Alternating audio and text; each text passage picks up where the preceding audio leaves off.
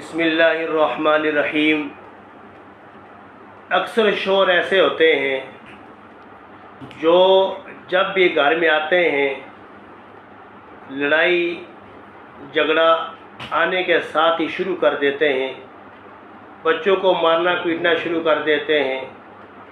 بیوی کو مارنا شروع کر دیتے ہیں، اور جس کی وجہ سے گھر کا سکون برباد ہو جاتا ہے، گھر کے اندر ماحول خراب ہو جاتا ہے،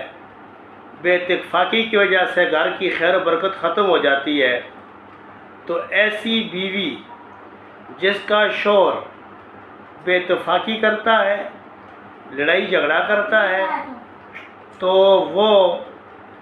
جب اپنے میاں کو کھانا دے، اس کھانے کے اوپر 20 مرتبہ بسم اللہ الرحمن الرحیم پڑھ کر پھونک کر وہ کھانا اپنے میاں کو دے۔ جب پانی دے کھانے پر 20 دفعہ بسم اللہ الرحمن الرحیم پڑھ کر پھونک کر اس کو دے دے۔ اللہ کے فضل سے چند دنوں کے اس عمل کرنے کی وجہ سے